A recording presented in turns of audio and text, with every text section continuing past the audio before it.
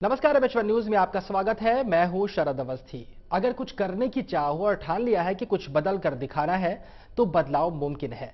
इस दुनिया में हर कोई सौंदर्य बोध करना चाहता है, लेकिन साफ सफाई की जिम्मेदारी लेने के लिए कोई भी तैयार नहीं। लेकिन कुछ लोग हैं जो कुछ अलग करते हैं, जो बदलाव की बयार लाते हैं, जो पूरी दुनिया को संदेश देते हैं। और ऐसे ही एक शख्स हैं दिल्ली के उत्तम नगर के रहने वाले अश्विनी कुमार पृथ्वीवासी, जिन्होंने अपनी गली को ऐसे सजाया है कि वो गली सबको सफाई का संदेश दे रही है।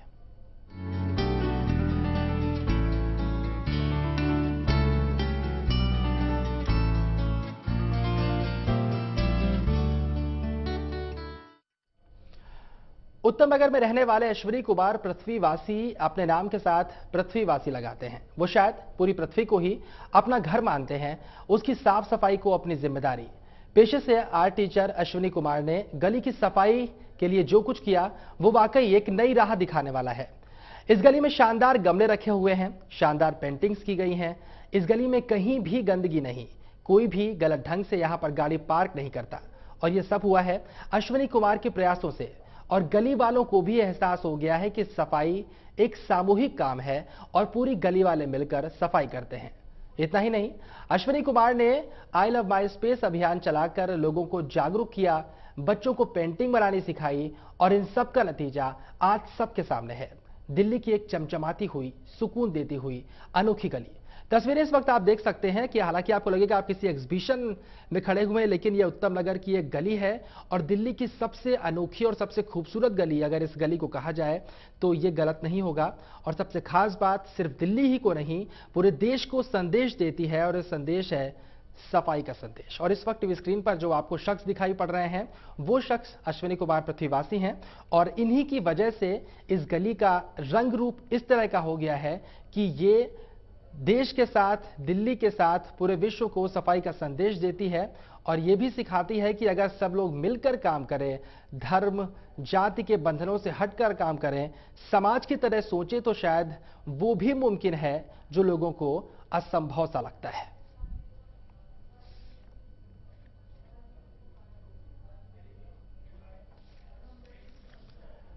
तो चलिए, इस वक्त हमारे साथ स्टूडियो में खास मेहमान मौजूद हैं। हमारे साथ खुद मौजूद हैं अश्विनी कुमार पृथ्वीवासी जी।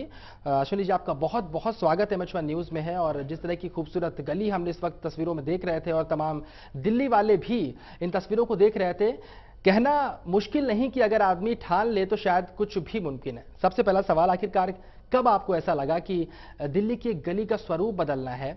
ये बात भी हम आपसे करेंगे, लेकिन सबसे पहली बात, आपका नाम बड़ा अजीब लगा, अश्विनी कुमार पृथ्वीवासी। ये पृथ्वीवासी क्या है और अपने सरनेम की जगह पृथ्वीवासी आपने क्यों जोड़ा?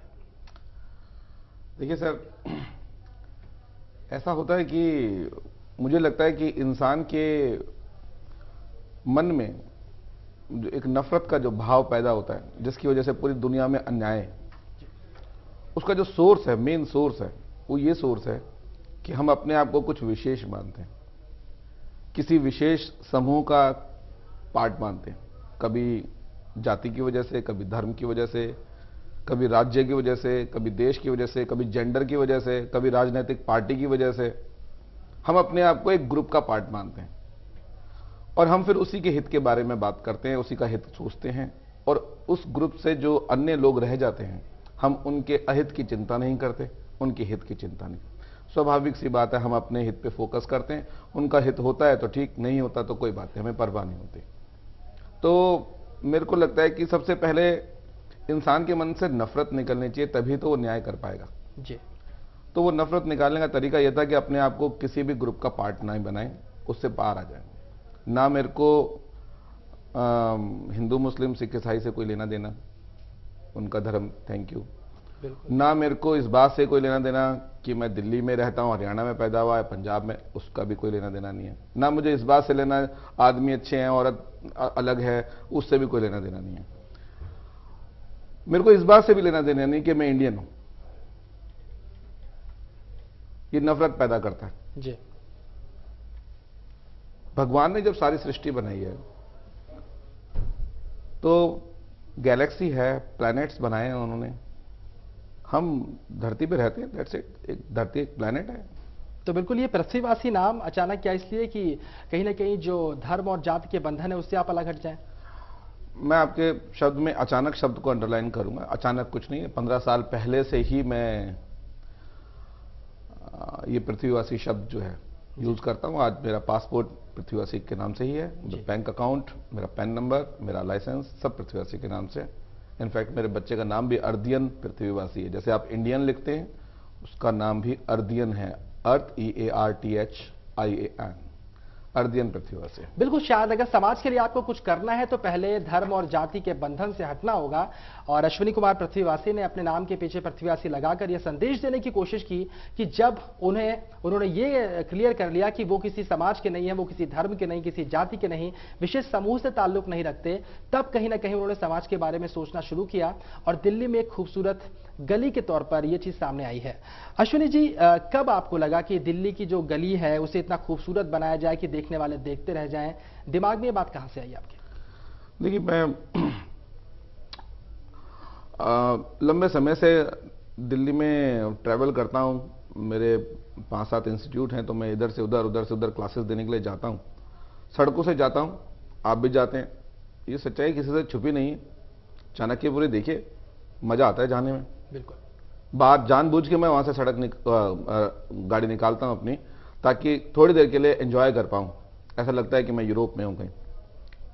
वापस आता हूं, दूसरी कॉलोनी में जाता हूं, फ्लाईओवर्स पे जाता हूं, किनारों पे इतनी मिट्टी भरी पड़ी है, इतनी मिट्टी भरी पड़ी है, उसकी कोई मतलब लिमिट ही नहीं है। जगह जगह कचरा पड़ा हुआ है। तो वो हमेशा एक अंदर परेशानी क्रिएट करता था।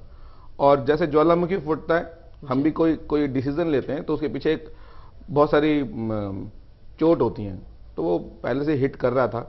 लेकिन क्या होता है कि आपके ऊपर सामाजिक प्रेशर होता है, आपकी अपने परिवार की जिम्मेदारियां हैं, बच्चे की जिम्मेदारियां हैं। तो उनके लिए, सबके लिए मैंने टाइम लगा रखा था कि जब बच्चा 10 साल का हो जाएगा तो मैं कॉलोनी को, अपने देश को, अपने आप को सुपुर्द कर दूंगा देश के लिए।